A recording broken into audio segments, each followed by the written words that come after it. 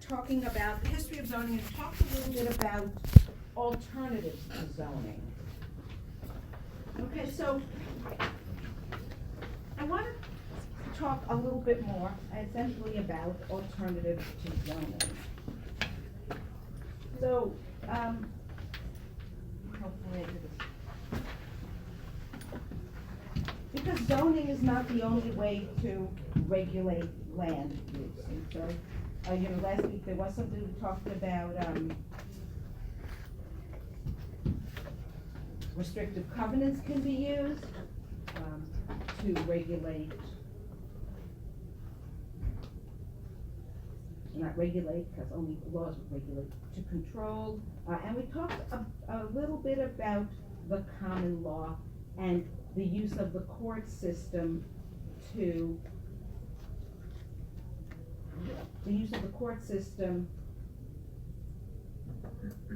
sorry, I'm trying to do two things, talk and reading. As a way, in alternative. We also talked about, there was the article that apparently nobody saw, about ways of paying. So you can pay someone to get into,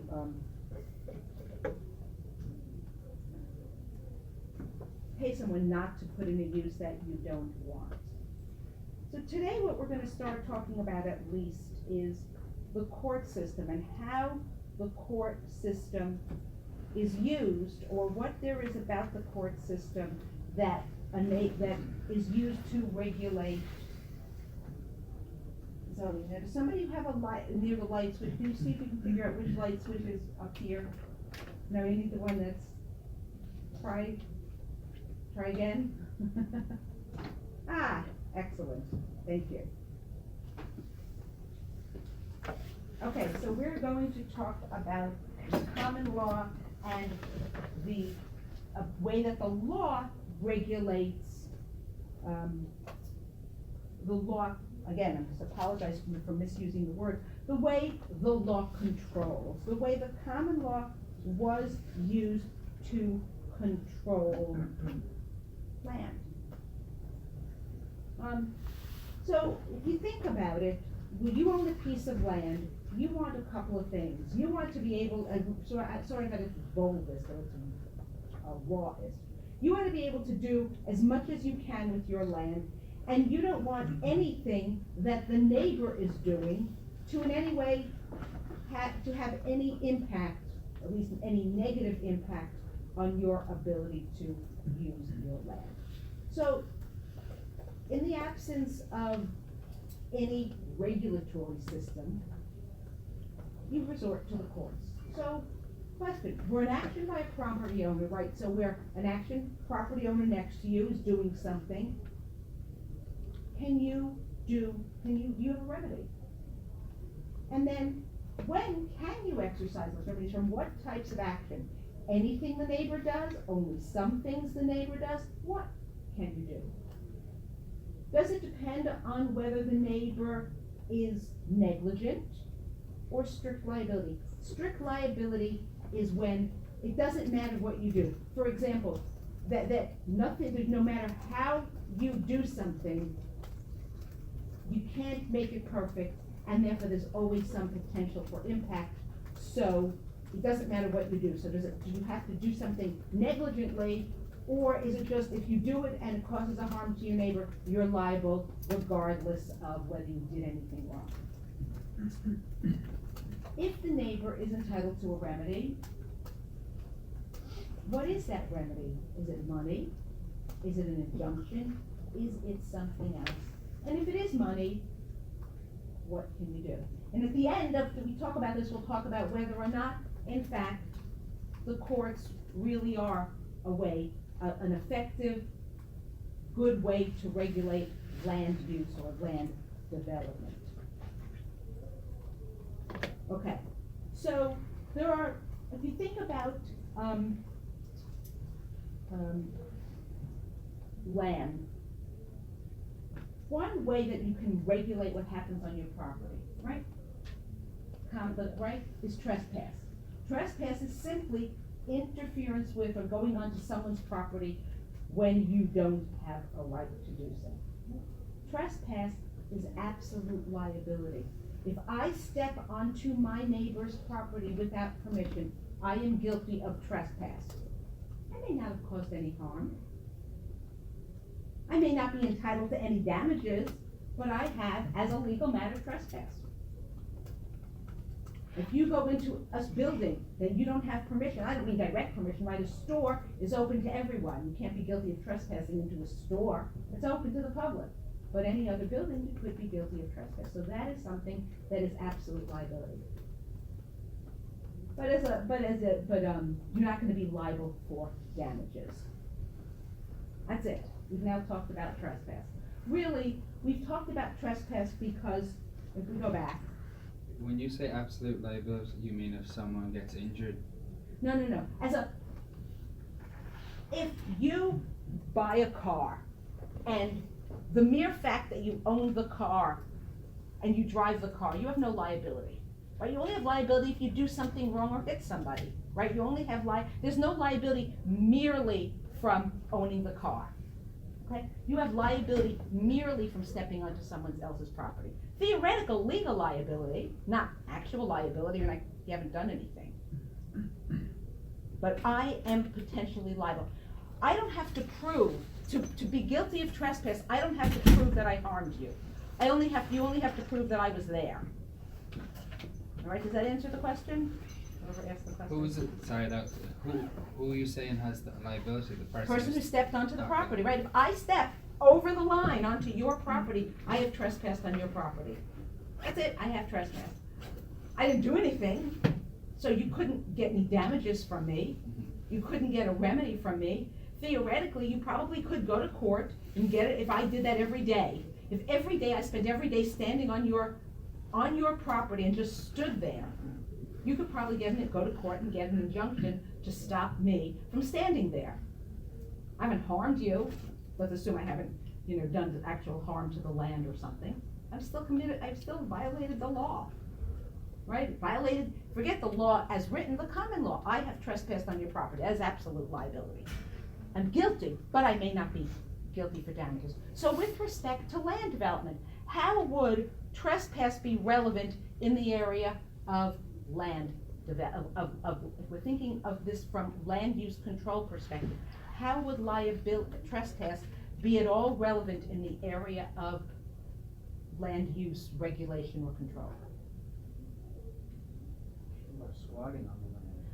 Right, if they physically go on, but that's not an issue, that's got nothing to do with their land. I can go on your land whether I own the land next door, whether I own any land anywhere, whether I have a right to use any land anywhere. It has nothing to do really with my operation of my property next door. And it's no different from anybody. It's not really a land use regulation. It isn't controlling anything except your property. And you can do that. How would trespass allow me to control something that's happening on land?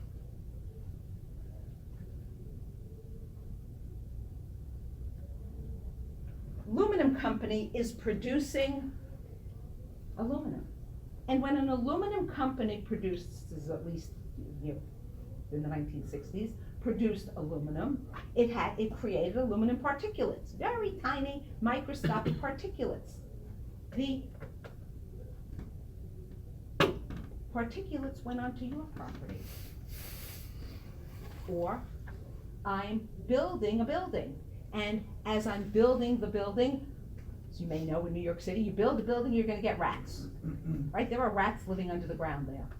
Now all the rats have gone onto your property.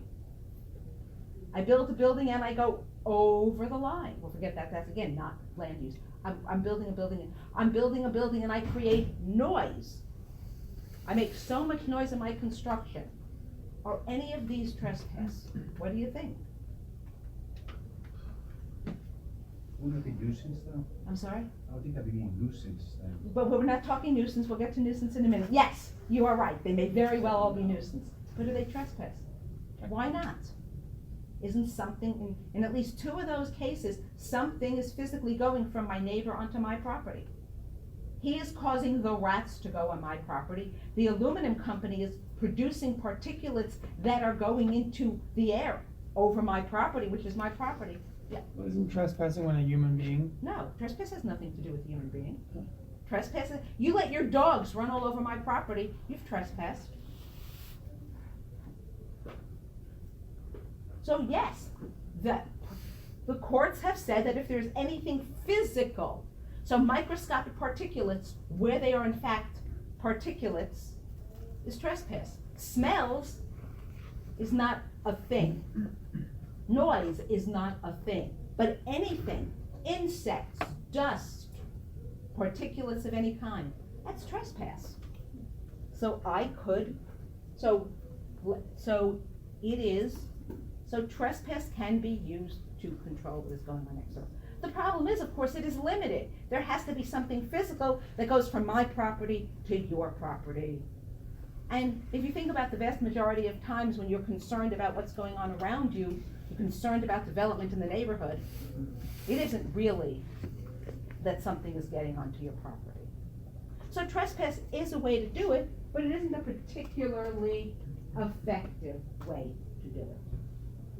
Okay, so we go, as someone back there said, to nuisance. All right, but let's go take a step back and start with a basic principle. Every property owner has the right to use his or her property as he or she sees fit, as long as there is no violation of law. That's the basic principle of land use. Not of land use, of land ownership. You can do anything you want with your property as long as you don't violate the law, right? But there's a limitation. You can't do something that is intentional and unreasonable, unintentional and reckless, unintentional as negligent. You can't do something that is going to cause harm to another person if it has if there's a negligence concept or a harm concept or something else. So that's the limitation. So the question with respect to nuisance is, what is it, when does it apply? All right, so here it is. What is nuisance law or nuisance? So it's an unreasonable and or substantial interference with a person's use and enjoyment of real property. It has to be intentional and unreasonable or unintentional and negligent or reckless. As opposed to trespass, where you have absolute liability, to be guilty of nuisance, there has to be something you did wrong. Now, obviously, if there's trespass and I've stepped on your property, I've done something wrong because I stepped on your property when I wasn't supposed to.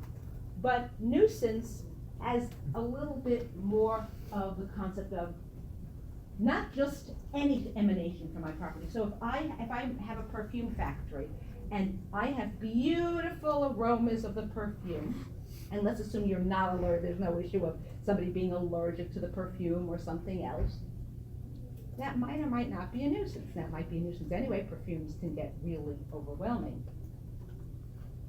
But if it's not unreasonable and it isn't negligent or reckless, the fact that it's coming onto my property might be not a problem. Oops. All of these things can be nuisances. And the difference between, it's much broader in a sense than trespass. Noise and odors, for example, could be nuisances even though no one's come onto the property. No one or nothing physical has entered onto my property.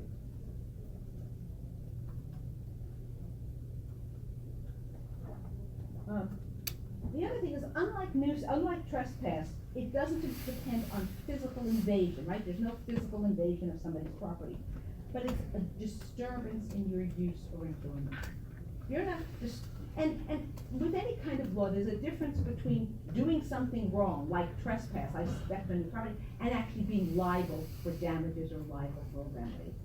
Just because I'm producing a smell, if it really isn't gonna cause a problem, then it doesn't matter, maybe it's not a nuisance in the nuisance sense. I could be guilty of trespass if I step on your property, but I'm not gonna be able to get a remedy. I'm not guilty of nuisance if I step on your property, for example, if I was escaping from a, I don't know, running away or something.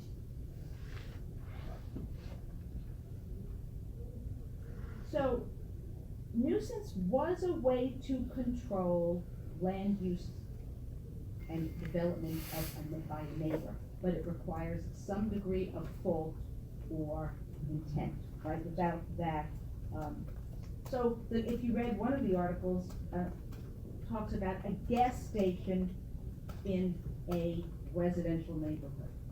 Did anybody read that article? Okay, you put a gas station in you're in a residential neighborhood, completely residential, single-family homes. We're not assuming any zoning here. And you build a gas station, right? The single-family neighborhood is 5 miles from 10 miles, let's make it 4, 10 miles from the closest gas station or from any city development. Someone builds a gas station right in the middle of that single-family residential neighborhood, all right? Now, let's assume there's no control. Is that a nuisance? Yeah, Why? because it, disrupts, I guess, the residential area that it's in, and it would also affect potential home prices for all residential housing in the area. Right, prices becomes a little bit area, but what, it's gonna bring traffic, right? Presumably you have a lot more traffic now than there was before the gas station. Maybe there's a potential for spills. Maybe there's a potential as a gas station across the street from me until they got their signals, until they fixed their alarm system when they would load up at, when gas would come into the tanks at like 2 a.m, there was an alarm that went off. Noise. So you could have all of these things from something that seems like it should be, so somebody who probably lives a mile from that new gas station probably gets a great benefit. Somebody who lives next door to that new gas station probably considers it a nuisance. Well, here's where you get the question. Is there liability for the gas station? Should the gas station pay something? Should the property owners who are benefited pay something to the next door neighbor who's harmed? I would just say they should have fought it in the first place before it went in there. Why not? It's a great business from a business perspective. Yeah, but if it's you're in a great deal. backcountry suburbia, why would you wanna, I grew up in suburbia in Connecticut, and it takes 15 minutes to the gas station, but my dad would flip out if a mobile went like 2 Right. houses down. But from the gas station perspective, it might be a great business. Might not be a great business for anyone within, a certain number of feet, or yards or miles, but might be a great business for the gas station, because it's the only one that's within 10 miles or 15 miles. Can they just look at the zoning and see? There's no zoning, we've left the zoning out, Yeah. Okay, right? We've assumed no zoning, or we haven't considered zoning. okay. Maybe zoning, even if there was zoning, it might be zoning that allows anything. Okay, so, okay. Well, there's a thing of a concept called prevention costs. Prevention costs are costs that arise when a use is prevented by law. So if you ban that gas station from being there, what are the costs associated? So let's just ban it, just a minute from a regulatory perspective. Now we ban the gas station. We have what are called prevention costs. The costs that, forget the costs to the gas station, which doesn't exist.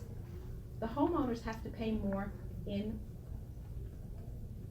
driving costs. So we have increased costs to the homeowners who have to drive further. Increased costs to the city because the roads potentially get more traffic. I mean, I don't know if this is actually, but these are potential costs. So there may be some prevention costs that arise by banning a use. You weigh and you don't weigh all of these different things. Often, generally, when uses are allowed, people don't weigh the potential, either prevention costs or anything else. Okay, so let's take some case examples. Okay, this is a 1932 case from Buffalo called Bowe v. Donner Hanner. That's actually the name of the case. coke was something that was used in the, this is not coke like cocaine, this is coke, which is something that's used in industrial production. And it's not like coke like the drink either. Okay, something more like coal, but it isn't coal, but think of it that way. So, a coke oven operates 24 hours a day. It's heated to 2,000 degrees, it's hot. Right, this is how it works. It results in a cloud of steam with particulates. Plaintiff lives across the street, Mrs. Bowe. So, starting from, there was an area of the city of Buffalo. Nothing was around. Mrs. Bowe bought a piece of land and built her house. X years later, the coke oven opened up across the street. Okay? In fact, and so when after it started operating, Mrs. Bowe sued for nuisance.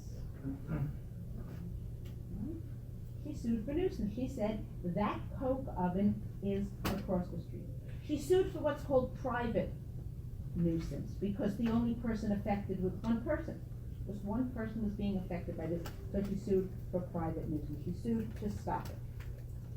Well, the court said, does anyone think that the Coke factory was not guilty of nuisance? So everyone thinks the Coke factory was guilty of nuisance, yes? The court found that the Coke factory was not in fact a nuisance. Okay, why not? Court said, you have no absolute freedom to use your property, you can't cause harm. But living in a city includes possible pollution. This is how courts looked at, right, cities. And this is upstate New York, so we're talking about an actual urbanized state. It's not in the middle of, I don't know, Kansas where it was not urbanized. There's something called nuisance per se, which is like absolute liability, which is that the mere fact that you're operating it is a nuisance because you can't operate it. The court said this was not a nuisance per se. They were operating, it's modern and complies with all federal regulations, whatever they were at the time. And then the court said, in a growing community, change is inevitable. It was important to the court that this was not a residential district, but was an industrial area near the railroads, near Lake Erie, and that there were other industrial plants in the neighborhood.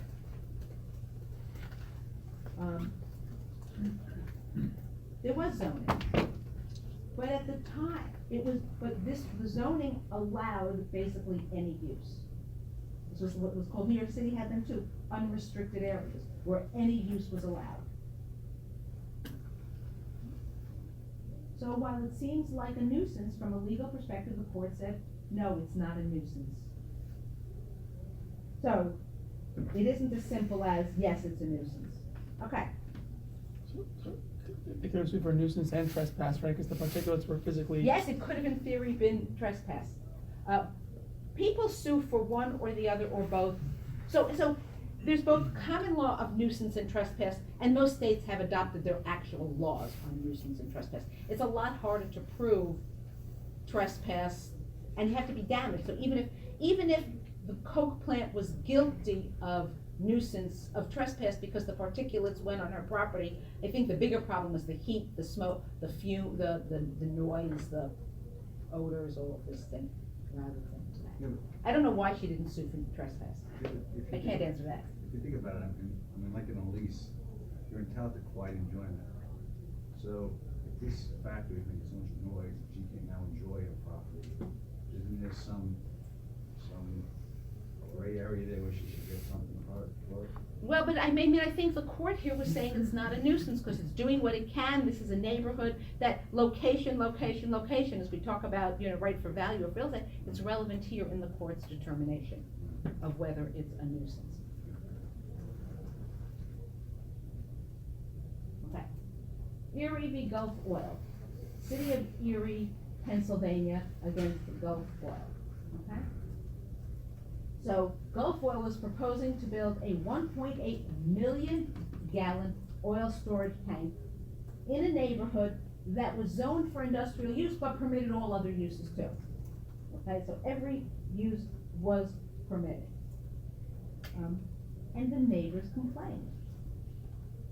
Not because it hadn't been built yet, they were afraid that this giant oil tank would be built and then it would fall down. That's what they were afraid of.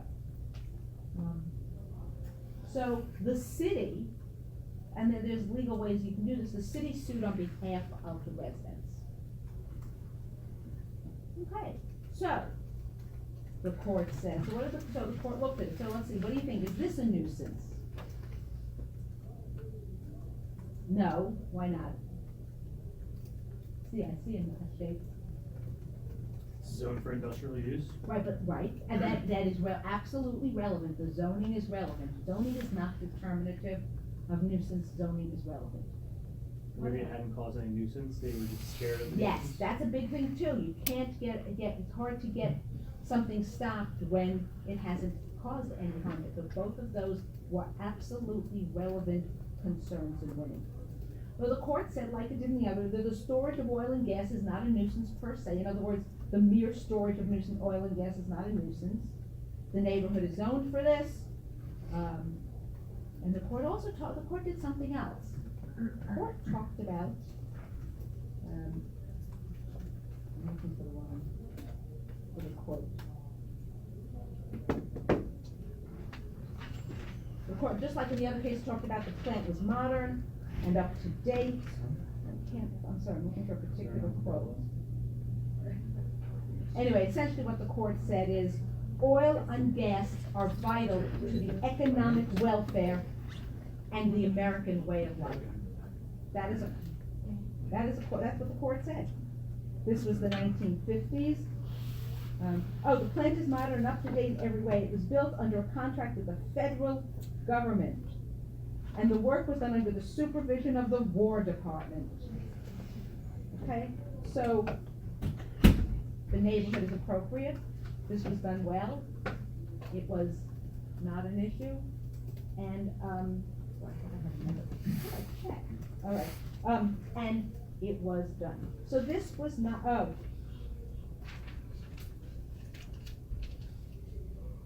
Here is the quote. The principle asserted of governs the instant case. The storage of oil and gasoline in tanks does not create a nuisance per se. There is no claim that the proposed construction or use will be a nuisance per se, or that a nuisance will necessarily result, or that the proposed tank is unsafe.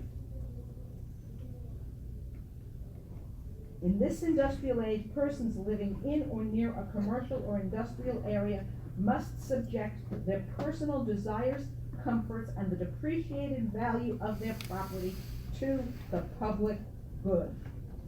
Oil and gasoline are vitally important to the American people, qua individuals, and even more important, they are vitally necessary for our country's welfare and economic progress. Not a nuisance. But you can see that what among the things that the court considers are things that you wouldn't, elements that you wouldn't necessarily think a court should be considering. But they do, and courts can consider anything they think relevant. Okay. Completely different type of case. Nicholson, it's a residential district. And there was a proposed use of house as a halfway house for parolees. This is a 1966 case from Connecticut. It was permitted by the zoning, and the neighbors sued for an injunction. The neighbors claimed that the halfway house was going to cause criminals, right? It was a halfway house. Criminals were going to be there on their way, between prison and being released into the population, and that there were going to be a decrease in their property values as a result of living near a halfway house. Was it a nuisance or not? No, right, why not? I'm sorry? Nothing had happened yet. No, yes, it's very hard to, you certainly can't get damages for something that hasn't happened yet. And it's very hard to stop something, as the other court said, is there's a nuisance per se right? Something that would be a nuisance and you couldn't operate better, you might be able to stop before it started. But something that isn't necessarily a nuisance, you can't stop. So it was just a possibility. Moreover, it's just depreciation. Depreciation and loss of value is generally not enough to serve as the basis for a nuisance. There's gotta be something more than loss of value. Now, although it's not exactly the same, a case from Tennessee, very similar case with one major difference. The halfway house had opened, and the people who lived in that, and there was an increase in the burglary rate and other property crimes that could be attributed to the existence of the halfway house. Okay, was that a nuisance? What do you think? Yeah. Yes, and the court found it to be a nuisance. The difference being that it had, A, it wasn't prospective, they knew what was happening, and B, there were actual damage from it. So what happened to the halfway house? You never know the answer from you read a court decision and you don't ask, you know that it was found to be, I mean, there could have been lots of solutions. Solution one, they didn't have a very good, right, there's halfway houses all over, there's all over the city, state, everywhere. So maybe they just didn't have a very good supervisory system. I mean, maybe there was no locks on the doors, maybe the criminals who lived there were a particularly bad group, I don't know if that's the right one, but in the Nicholson case, the court talked about how when they built this, there were no sex offenders being allowed to live there, there were no drug offenders being allowed to live there, so you were talking about more ordinary, criminals, and it wasn't the two that were most likely to be harmful to the neighborhood, which were the drug users and sex offenders, and it could be that the people who were in the halfway house in Tennessee were more likely to be, were drug addicts and they hadn't cleaned up and they needed their money so there could have been many reasons and maybe they could have changed the population of it. So there were ways that it could have been operated, so it may not have been closed, it may just have had to be operated better. Okay, so as you can see, there's a lot of, whether something is a nuisance or not, really depends. Okay, Spur Industries, who read the case? Somebody read the case? Nobody read the case. Which one was that again? I'm sorry? Which one was that again about? Spur Industries, Arizona case. It's the one with the farmer, and there's the one with the farmer and the guy developed on the farmer's Yeah, it isn't land. exactly a farm though. Is it the water one? The feedlot, it was like the feedlot. Feedlot, Yeah. big difference between water and I feedlot, read- farmer and feedlot. You read it last semester. Oh, for Steve. I'm sorry? Okay, so what was it about? Oh, up here, this is just, we didn't talk about this. Okay, Spur Industries. Okay. Who wants to tell me what happened in Spur Industries? Somebody read it, somebody can give me a little précis of what happened.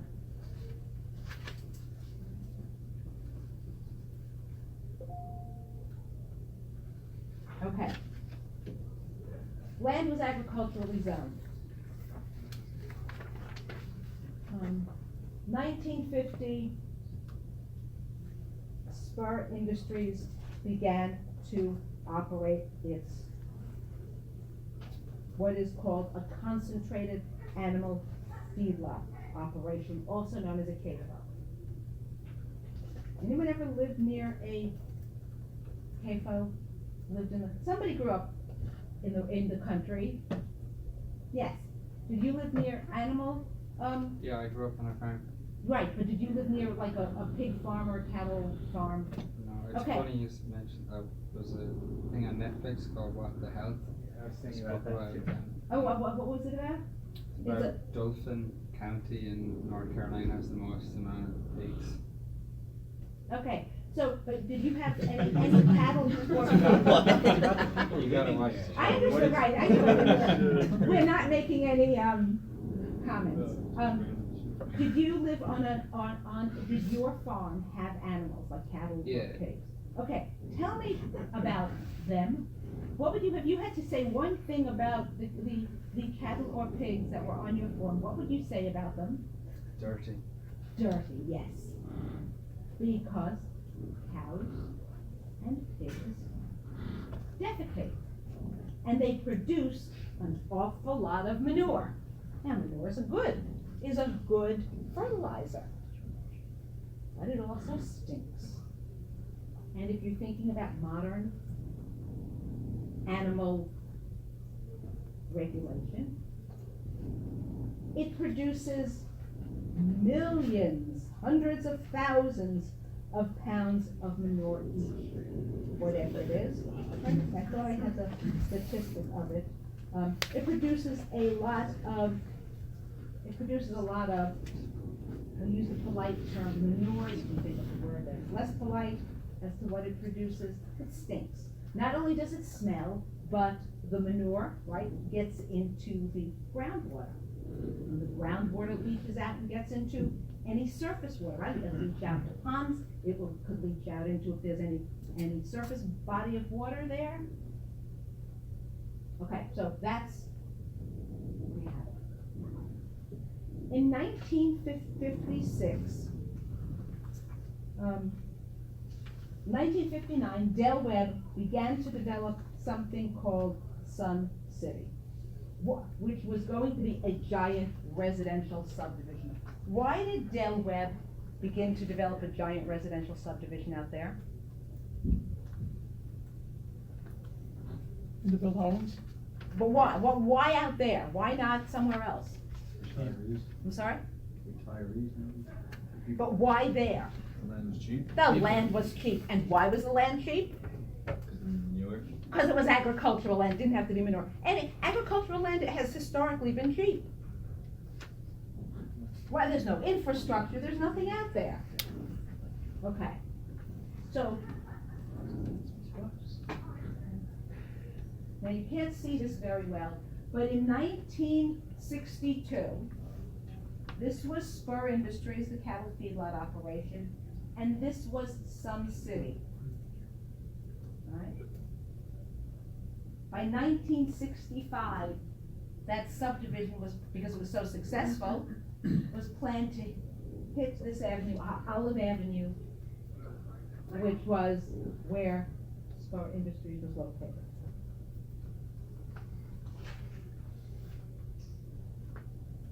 Oh, here it is, my numbers.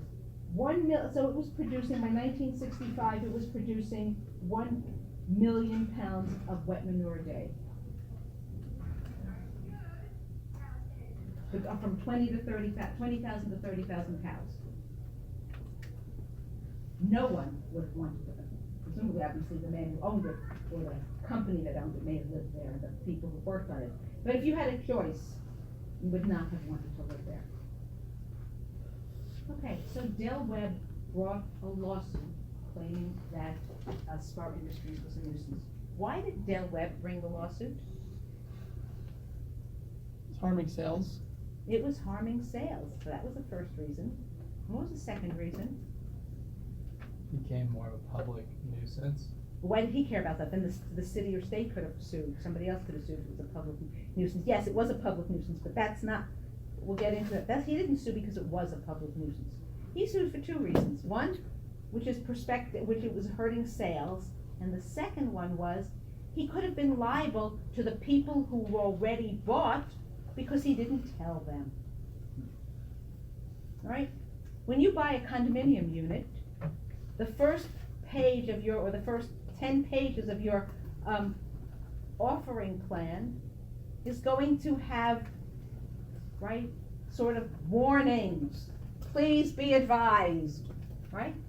Why? Because having knowledge of that means that the sponsor can't be liable. If you buy an apartment and the sponsor never told you that it was on a lease and there were only 10 years left to the lease, or assuming you could have a condominium on a lease, which is a whole other issue, but assuming you could, or the sponsor didn't tell you that that he was building a building next door and all of your windows were going to be closed up. When any of those things happen, you would sue, and you might very well win. But if the sponsor told you, you wouldn't be liable. Del Webb hadn't told the potential property owners that they were going to be, you know, within 50 feet or whatever it was from this cattle feedlot operation, and all of a sudden, there was a cattle feedlot operation. So, it was both hurting sales and didn't want libel. So Del Webb sued. And Del Webb sued 2 arguments. One was private nuisance and one was public nuisance. The main difference between, before we go there. The main difference between public nuisance and private nuisance is one of degree. Private nuisance harms one person or a very small, limited number of people in a defined area, right? 10 people who live next door. You know, the 10 people who live on the same cul-de-sac maybe. Public nuisance either affects the city as a whole, let's say, or the area as a whole, or a very, very large group of people. And the reason it makes a difference is that it is much easier to get an injunction if it's a public nuisance than it is if it's a private nuisance. Private nuisance, you know, more likely just to get damages. So what did the court say?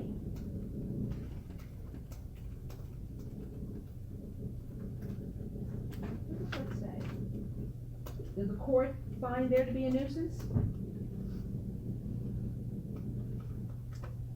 Maybe not, because he could have said that, the farm was there already, so they knew the potential nuisance of the development. The nuisance came the farm came to the nuisance, well, not the farm, the residents came to the nuisance. Yeah. If there was a nuisance. Could have absolutely said that, did they? You know, well, you read it, I gather. Okay, did that what the They court said? did say that, but it didn't hold up. Well, it's not that it didn't In hold the up, future, they said that farmers couldn't say that also. right, but in this case, did they find a nuisance? Yeah, they Yes, found they found a nuisance. public and private nuisance. But Right. didn't the developer have Yeah, to pay? that's how that was the remedy. But Yeah, they the had to absolute remedy question that. of whether there was a nuisance, yes. So it's like a lose-lose kind of at the end. Yeah, did you? Right, they absolutely found there was a nuisance. Both public and a private. The court said the operation of the cattle feedlot is lawful, but it became a nuisance because of the nearby residents. So it wasn't a nuisance in the absence of somebody living there, sort of like the reverse. Not my fault, I'm not a nuisance, you caused me to become a nuisance, is essentially what the court was saying. So, what happened? Right? The court said that having brought people, that it was a nuisance because so many people, all of the residents of this subdivision were going to be affected. And it was a nuisance. Therefore, the court felt that it should stop the nuisance. But the court also said, since the developer brought people to the nuisance, and the developer didn't say this, but in this sense it almost created the nuisance. It didn't create the activity that caused the nuisance, but it created the condition that caused it to be a nuisance. The court said the developer was going to have to pay to relocate the cattle operation.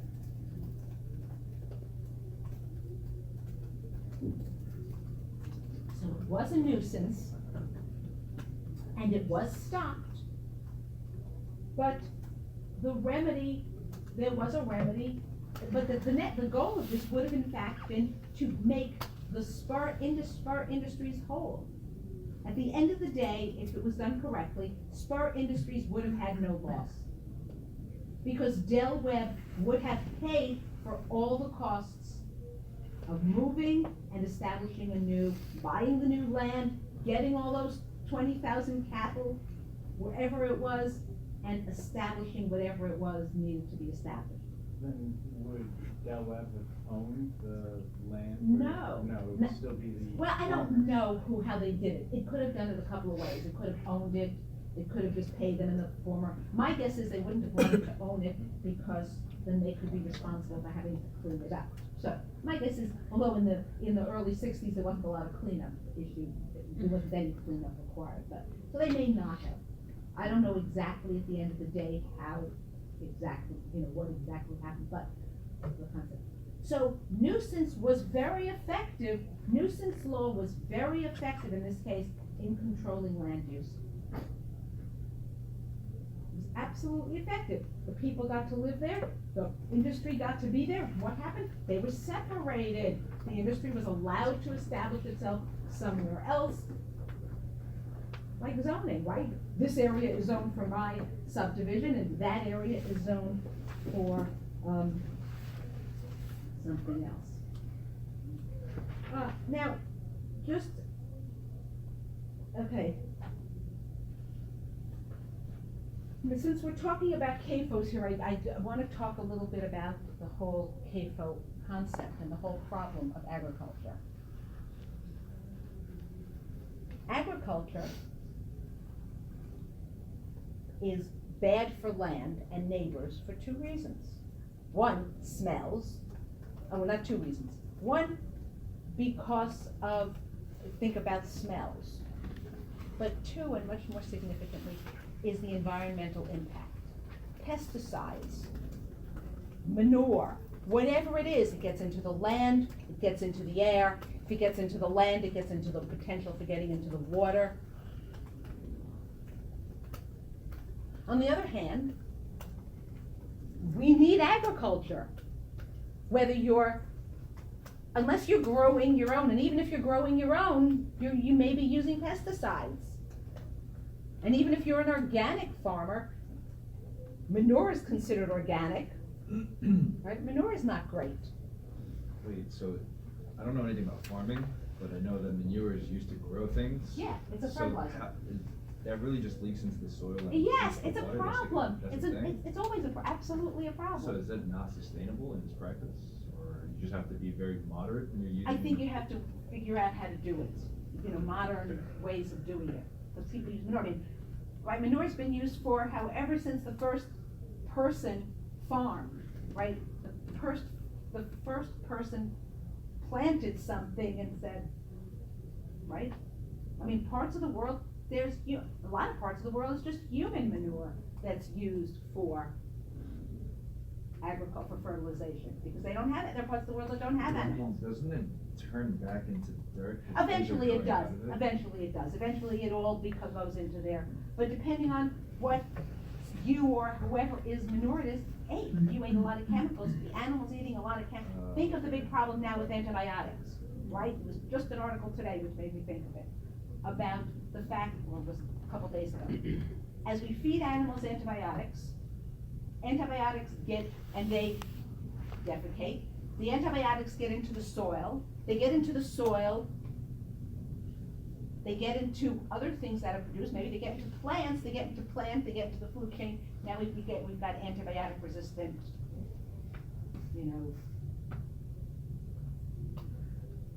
bacteria. So, okay, but not getting all the way there. So, but we need agriculture. Even if you want organic agriculture, we need it. Most agriculture as of now isn't even close to being organic, and we certainly have all of these concentrated animal feedlot operations. So what's the solution? How do you deal with it? How does the state deal with it? You think about the Spur Industries case, does this mean this is gonna keep happening? That as we need more land, or if we do need more land, as we develop more land for residential use,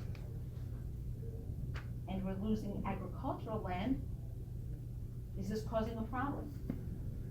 The answer has been that many states, certainly all the agricultural states, have adopted laws that are farm protection laws, by which they redefine nuisance and say that properly operated farming activities are not a nuisance by law.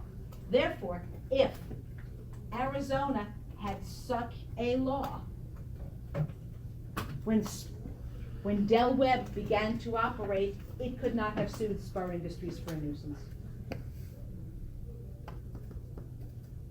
And states are doing this to protect the farming operations. Okay. there were another article talking about the water supply and the fact that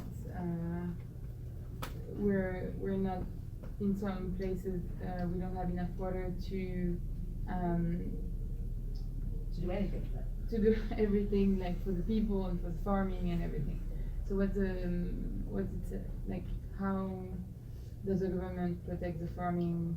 Okay, we're going to talk about water when Yeah. we finish nuisance today, Okay. so we will talk about it then. To some degree, we're not, it's not a lot, but we will talk a little bit about it. Okay. So, this was actually outside of Albany, this case took place. Boomer v. Atlantic Cement, 1970 case. Cement plant caused air pollution, right? It produced dust, smoke, and vibration to the adjacent properties. So 11 neighbors sued. They sued for as a private injunction, there was only a small group of neighbors. That's what they sued for. Well, did the court find that it was a nuisance? Anyone have a thought, wanna guess?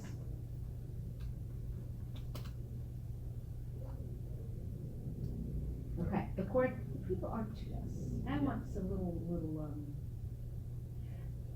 little response here. So, if I have to, because I get bored of no talking, I'll start calling names, you know, so.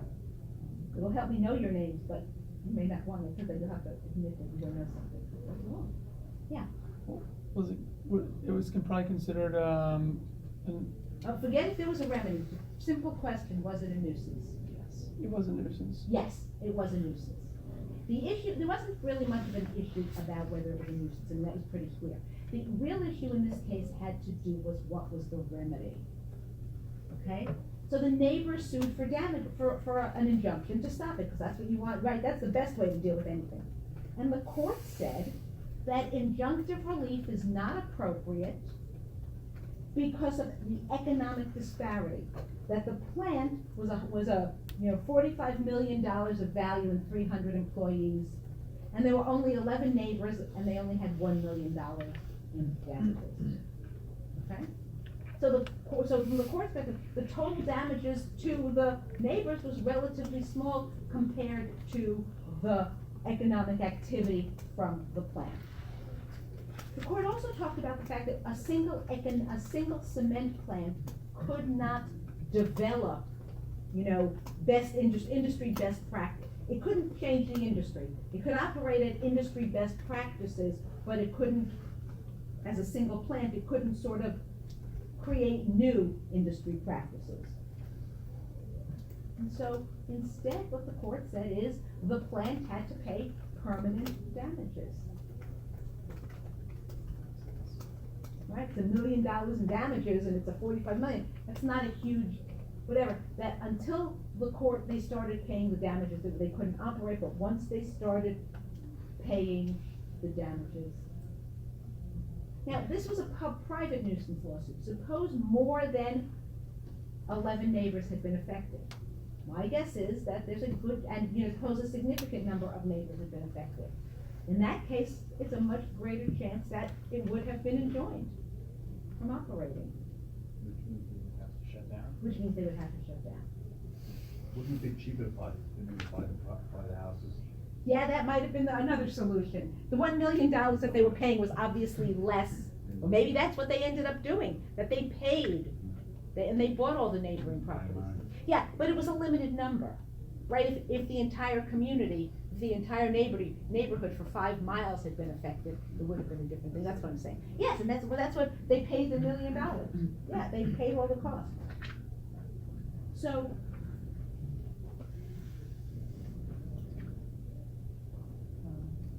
All right, so that's what the court talked about.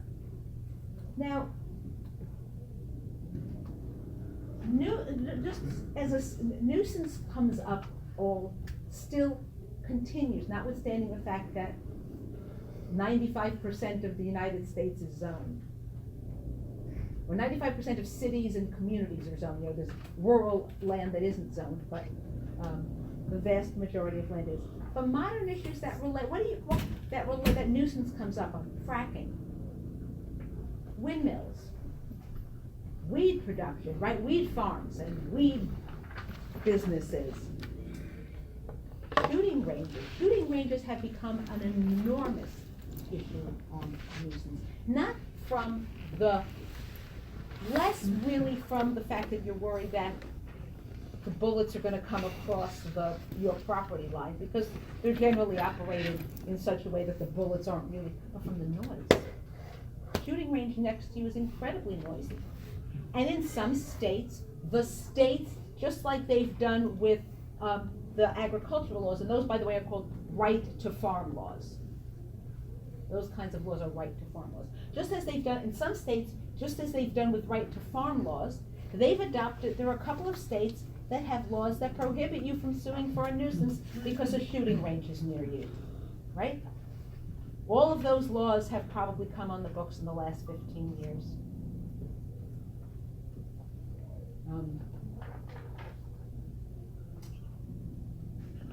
New York City, guy had an apartment, and there was a bar next door to him. The bar didn't exactly close at his bedtime. The bar had open windows and lots of music. He sued for a nuisance. Now, at the lower court, he actually won, but it never got appealed, so my guess is they settled. They actually settled and they worked out whatever it was, so I don't know. But yes, noise is a nuisance, and as cities, the more citified a city is, right, the more mixed a city is, which is what gives cities really to some degree, their excitement, the more difficult it is to live in them, and the more likely there is for this competition, for these conflicts between property owners. Nuisance law gets used. Cleveland, just after 2000, somewhere around 2010 or 2011, Cleveland sued banks, claiming that their foreclosure because what was happening is banks were foreclosing, and then you had these uninhabited houses, and nothing was happening. They were just sitting there, and they were getting ruined, and they were affecting the values of the neighboring properties. So Cleveland sued, claiming that the bank's foreclosure and for all the subprime mortgages was a nuisance. They didn't win, but it was so you can use nuisance for all kinds of things. You may or may not win, but it gives you a lot of possibility. Suppose you have a property. Okay. So, if you're thinking about when is a neighbor's action, when are they a nuisance? What is the nature, what's the degree of the interference? Is it small, is it big? Are there any benefits? Like in Boomer, there was a benefit, there was all this economic activity as a result. What is the burden? What are the communities? Who was it? All of these are kind of factors that a court might think about.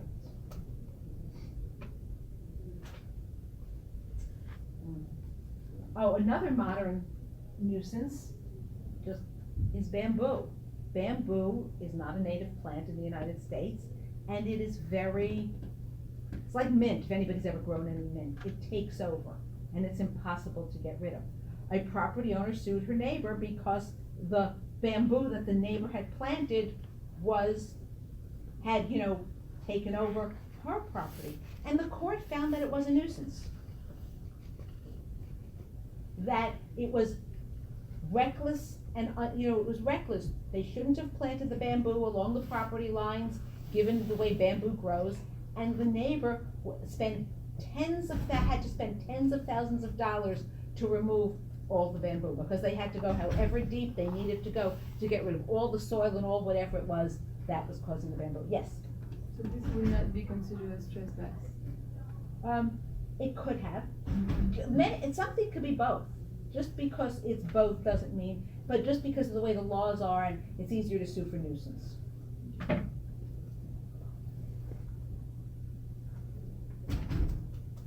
So you can continue to sue, you can sue for nuisance, and people sue for nuisance for, anything they can think of. I think it's a way that you can, it was clearly a common law technique for, this is the different kinds of acts, right? You can get all kinds of remedies for the possible nuisances. So nuisance was, before you had any zoning, in the absence of zoning, nuisance is a way to control land use and development of the property around you. Why is it why don't we eliminate everything else and just leave it to be nuisance? And let nuisance, bless you, and let nuisance control development? It's not as efficient as zoning. Why not? What do you mean by not efficient? Because everything has to go through the judicial process. Right, so it's very slow, incredibly slow. Bamboo. What else? Why else is nuisance not a great way? So transparent, like people don't know what's gonna happen every time, like it's less, buildings need to be planned. But it's not that it's transparent. What are plans? Plans are what? Master plan can happen. But what are plans? What do they do? They're future, Yeah. right? Nuisance is past. Right? Nuisance doesn't control what happens. Plans, zoning control what's going to happen. So nuisance don't allow for predictability. The other thing is, which I tried to give you by reading you a couple of the quotes from the cases, but the courts depend on what a particular judge thinks or says or does changes, and it changes over time. So does land use, obviously, but because land use regulations are adopted by an entire community, less by one judge, they in theory should be more about what's good for the community. Judges considering the social utility of the use, how important it is. Yes, in planning or in adopting zoning regulations, the city should be considering that too, but again, it's more, the community is arguably considering all of that for itself. Suppose you have a building that is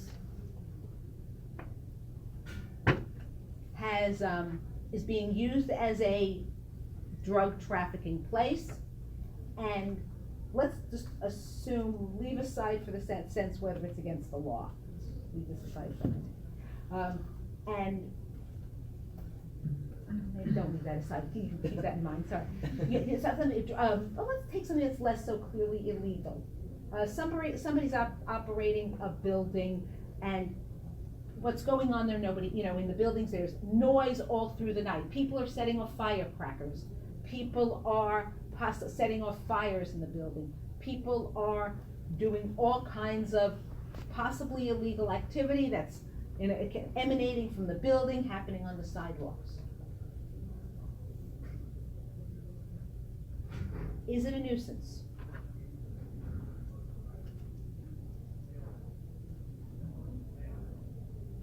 The answer is maybe. I'll give you an easy one. Maybe. But if that building is really an unsafe condition, physically unsafe, or because of the people who are using it and the owner of the building not doing anything to stop it, cities have inherent power to stop unsafe conditions.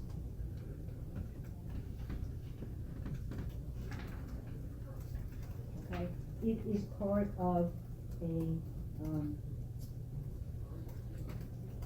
the city's police power. They have the power to stop if it's an imminent threat to public health or safety, they can go in and stop it.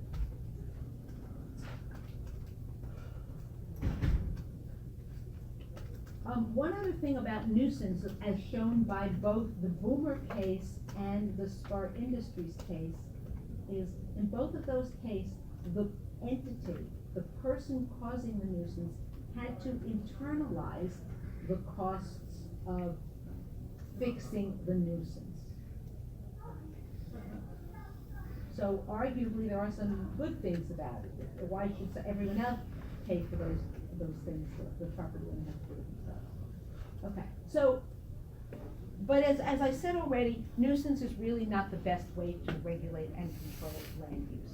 It is something that can be done in addition, it can be helpful for a particular situation, but you can only control it, you can only regulate a use after it's been established, after it's caused harm. And so, nuisance is not the best way to regulate land use, and therefore, we have all kinds of other ways of regulating land use. Any questions on nuisance or trespass, which we are now done with? That was it. That's all. I mean, you have to sort of understand what they are, understand their limitations, but you are really unlikely to deal with this issue. Okay. Water.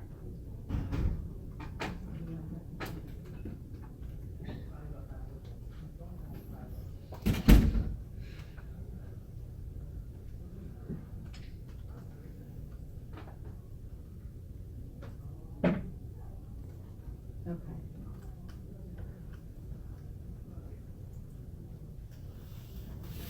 Now, water is something you're all gonna have to deal with.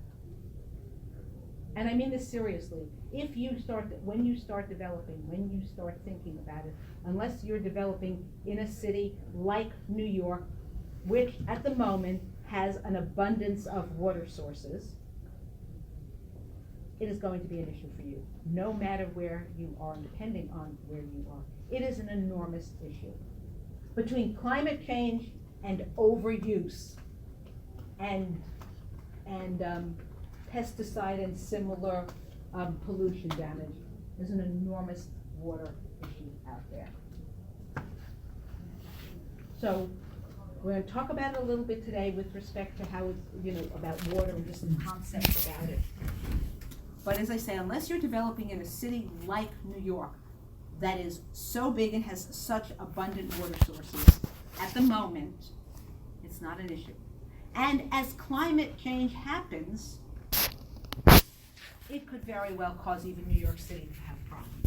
It certainly is causing much of the rest of the world to have enormous problems, and much of the rest of the United States to have enormous problems, because we have treated water as a free resource in many parts of the world.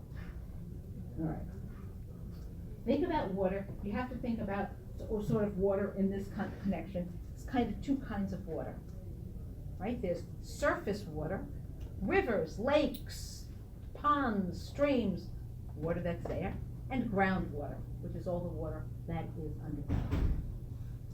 And there are controls and lack of controls on both of them. So regulation of surface water depends on state law. It really varies by state. Now, the eastern states, as a general rule, have a lot of water. When you drive anywhere in most of the eastern states, you're going to pass rivers, you're going to pass streams, you're going to pass ponds, lakes, all kinds of water bodies. The western states don't have the same benefit. If you can drive for miles through Arizona, there's no water.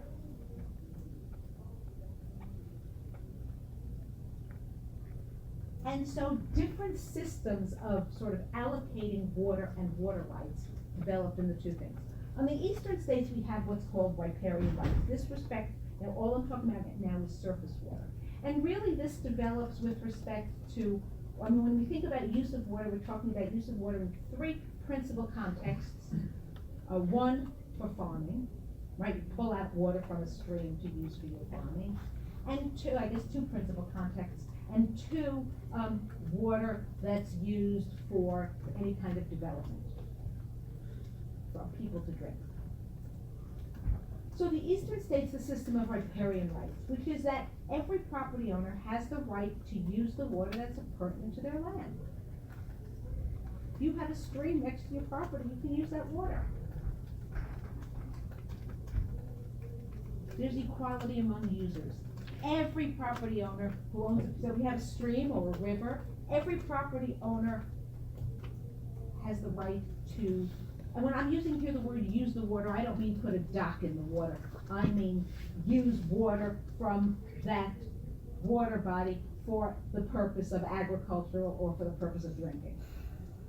Not talk, issue here isn't whether it's clean enough for drinking, just the concept, right? Everybody who's located adjacent to a water gets to use, and there's equality. The fact that I'm upstream and you're downstream doesn't give me more rights, doesn't give you more rights, we're all equal.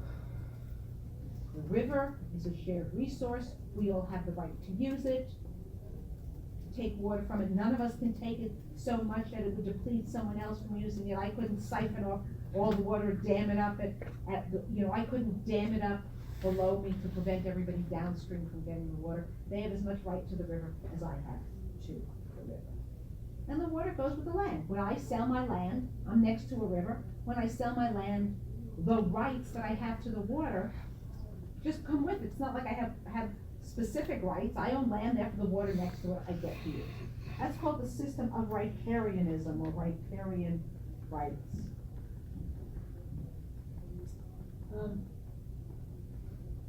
If you're not abutting the water, you don't have any rights to use that water. Now, states could adopt laws that change all this and change this somehow to give water abutting property owners some rights, but in general, this is how it works. Okay. Western states developed, as I said, in a completely different context.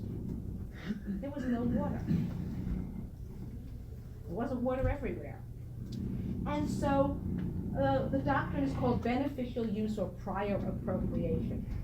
I got to the water body in 1855. I got to the stream. I started using it to pan gold. We need water to pan gold, California. And I used 100 feet of water. I now own 100 feet of water from that river. And as long as I continue to pull 100 feet of water from that river, it's mine. And if you came the year after me and there's still water left in the river, you can use some. But if I've used all the river, even if you own the property next to the river, you don't get anything. Bless you. Because I used all of the water from the river, or I used all of the, right, so the water, this particular river has, let's do it a different way, every year this particular river is filled with 100 gallons of water. And I use 100 gallons of water. I was there first. I get all 100 gallons of water. And you may be on the same river, on the same lake, but if I've used all 100 gallons of water, there's nothing left for you, you get nothing. One question. Mhm. You say get there first. I was there first. In 1850, I started using the water from this river. What And if I you use were it. upstream from that? Did I start using the water? All that matters is whether I started using it. If I didn't use it, then then it's meaningless. There's nothing, where you are on the water, it only matters when you started using it. It seems like a hard regulation for states that have like limited resources of water. It's a big issue. Yes, but that's the concept. That is the system that exists in most of the western states. Yeah. I was just gonna say, how do you prove when you first used the water? to There's someone? people have ways of doing it. I don't honestly know how it's done, but there are ways. States have established systems, and there's ways to measure it. What if you use 96 gallons one year and you have the right to use 100? Have you forfeited your right to go use those extra 4 gallons? Over a long term, you would. If I use, and I can't tell you what the term is. Year one, I use 100. Year two, I use 96. And I continue to use 96 for the next X years. At some point, remember, it's beneficial use. I'm not using those 4 gallons. I would lose the right to use it. So of course, this encourages waste. Because if I ever give up my right to use it, I lose it. So obviously, I'm going to waste it. Because if I have no use, or I can let someone else use it. right, if I only need 96. The other thing about this doctrine is the water, you don't have rights just because you're next to a water body. So take that situation. Year 1, I use 100 gallons of water. Year 2, and I foresee that in the future, I'm only gonna use 96 gallons of water. I have the right to 4 gallons of water. I sell my 4 gallons of water to you. Water and land are not tied. You buy a piece of land in the west that is on a water body, you may not have any rights to use the water from that water body. Can you give an example, like, what, 'cause I thought like public works, back in the 30s and 40s, with like need and everything. Yeah, that's a whole different, that's a little different to the concept. But those kind of go to this, that goes to, we'll talk about Colorado River and Atlanta and some of these other big river systems in a minute. And even climate change, that's raising the water. Oh, it's an enormous But it's also, problem. but it's also raising the water table, so why would that be, don't you have more water than? No, you actually have less in most places. Colorado River has had a drought for 20 years. There is not enough water from the Colorado River, which if you're reading some of the stuff about the immigration and the problem that if you put a wall up, it's not the Colorado River, it's the Rio Grande, if you put a wall up, there is going to be less water going to Mexico. That's a big issue. I mean, way apart from immigration and the whole issue related to actual immigration, is a huge problem from an environmental perspective. Okay, but leaving that aside for a minute and going back to, so yes, if I have, so what did that mean? That meant, if you want to see a really good movie, see the movie Chinatown from the 70s with Faye Dunaway and Jack Nicholson. And it is about how California, the city of Los Angeles, got rights to water from Central Valley and other places where the farmers were selling their water rights because this was the Depression. And they were selling them also because they were being killed and by the people who wanted to acquire their water rights. So, you know, it's just a good movie apart, but it's about the water fight that developed. Los Angeles has no natural body, there's no water near Los Angeles. Where do they get water from? It comes from somewhere else. Yeah, go ahead. Considering the like climate change and everything, shouldn't there be country regulation of water? Shouldn't there? Yes. Shouldn't there? Yes, there should. Right now, I don't have an answer to you. There should be Are they at least talking about it or not? Nobody's talking. This is the United States. We are fighting to keep our states' rights, right? We are desperate. Every state should have, so, no. We don't even have regional planning, or regional anything in the United States. Everybody's for their own. So, these are two, so with respect to surface water, this is the systems that go. So it's really pretty much down the middle. Now, there are several states that sort of have a hybrid system now, where it's, where they started with beneficial use, but they're now starting to allocate it. And every state that has this does have a water regulatory systems that allow for control and measuring and keeping track. But if you're going back to the question of, so LA has all of these water rights that it acquired from other places, right? The Colorado River goes through. The Colorado River goes into reservoirs and aquifers, which eventually go into LA. And farmland, lots of farmland that doesn't have enough water. Bigger issue is the problem of what about the rivers that run through many states. So, right, in New York, we have the Delaware River, which runs from Pennsylvania, Delaware, New Jersey, and New York. And the states have entered into a compact. And there's agreement on how that water is shared among the 4 states. But we have a lot of water, so hasn't been a real problem. The Colorado River is an enormous problem. Nevada, Arizona, New Mexico, California, there are 7 states, I don't remember which the other 3 states are, that share that water.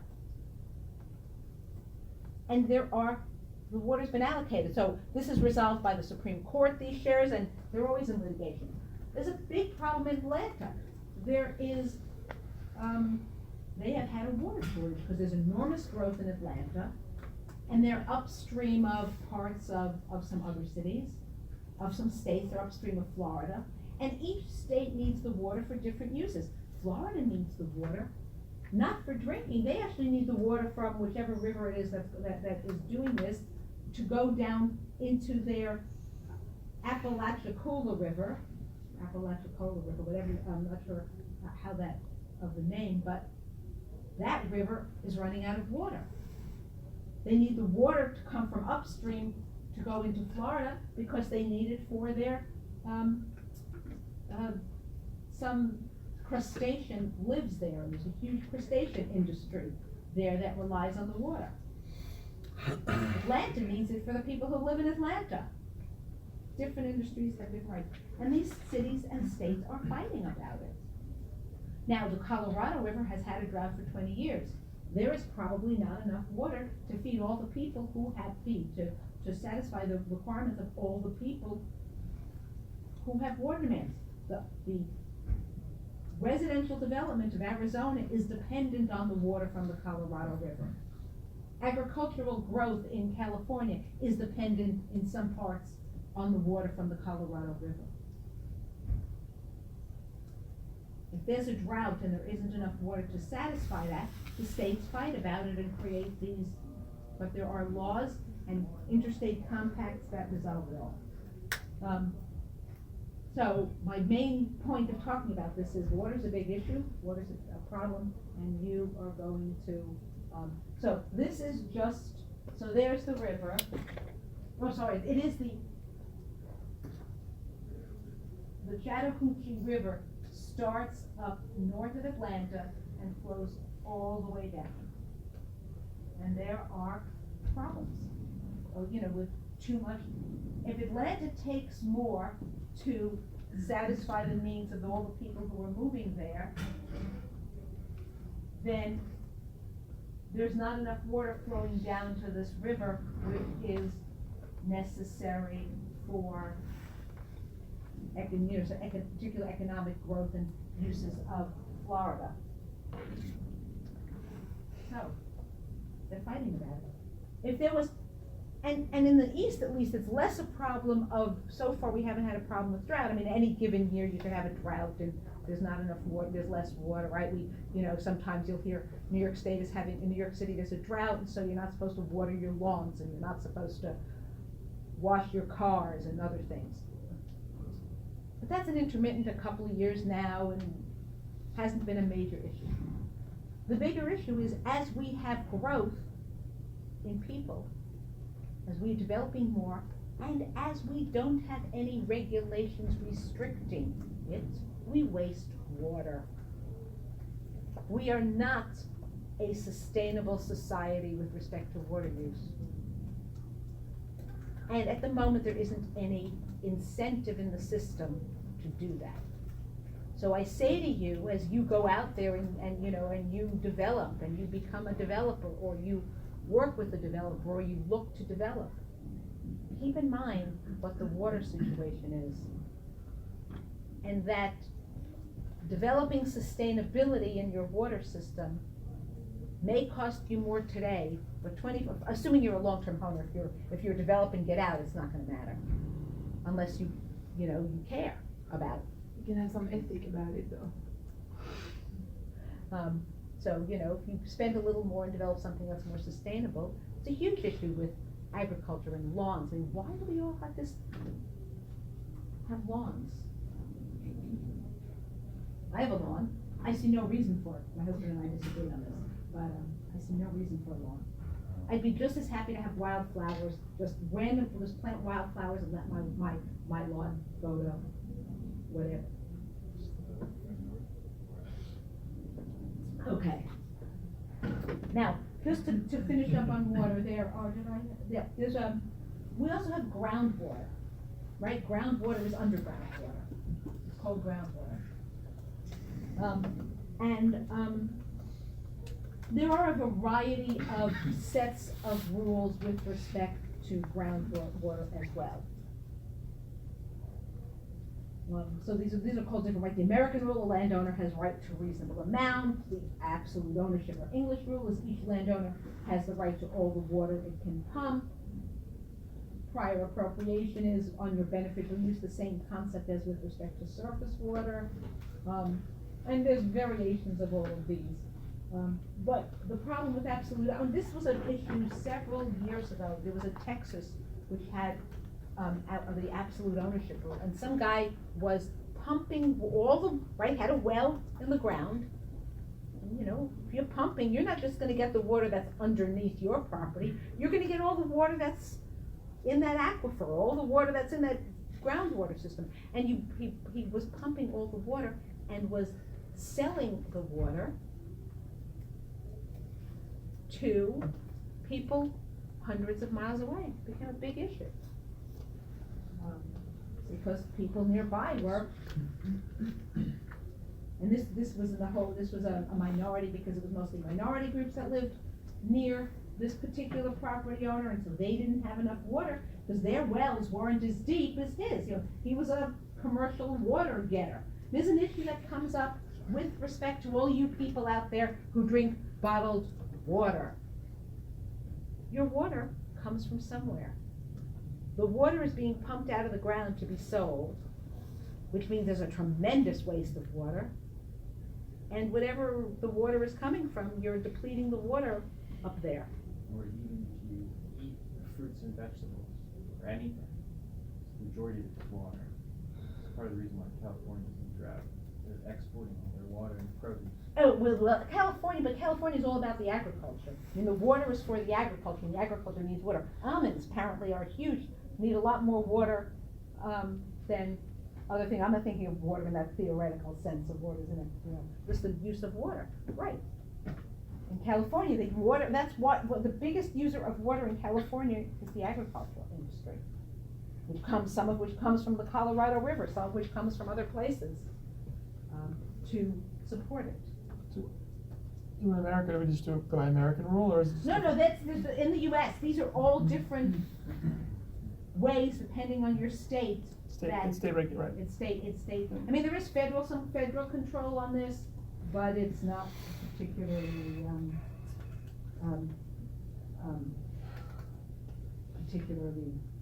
regulated. So how does car lane of rights work? Like, if it's, you can pump as much as you want, but only if it's equitable, like that doesn't make, those are contradictory statements. In other words, I don't know exactly. Okay. I'll be honest, I don't know exactly. I haven't really worked on water rights. I know this is the concept, this is the theory. I think the idea is that, in the American rule, I'm using a reasonable amount, I have to leave extra. With this, I don't have to leave any extra, I don't have to, so if we use up all 100 of it this year, or if there's 100 gallons, it's not gallons, of course, but if there were 100 gallons, and I used up all gallons that I could get, gallonage that I could get, you had the right to all gallons, we've used it all up, there's no sense of I have to leave any.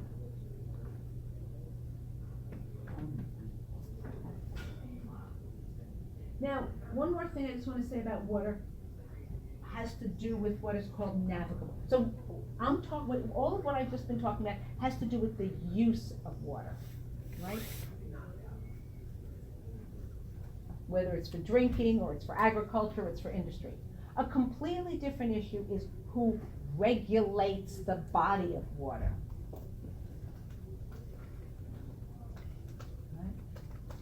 If it's a navigable water, it is generally regulated by the federal government. Now, cities and states may have rights to put docks in them, and may be able to regulate sort of the land use, but navigable waters are owned and controlled by the United States government. So the Hudson River is a navigable river. The East River is a navigable river. They're navigable bodies of water. The Great Lakes are navigable waters. And so those navigable waters have a sort of a different, or in addition, and that's why, like, the Colorado River it's a navigable water, obviously, and yet, and so we have this interstate compact because it gets complicated with which role, so the use of the actual water in it is relative to the state, but sort of the regulation of it is also by the federal government. It's a navigable water. Yes, it's complicated. What's the definition of navigable? Has been or can be used in interstate commerce. So the Great Lakes will be navigable. Yes, It's not a hard and fast line. so- that's the answer. Has been or can be used in, no, it's can or is likely to be able to be used in interstate commerce. That's what a navigable water is. And we will talk more about them later in the semester, we talk about some other things, but, it's a totally different. Okay, let's take a break, come back in 10 minutes.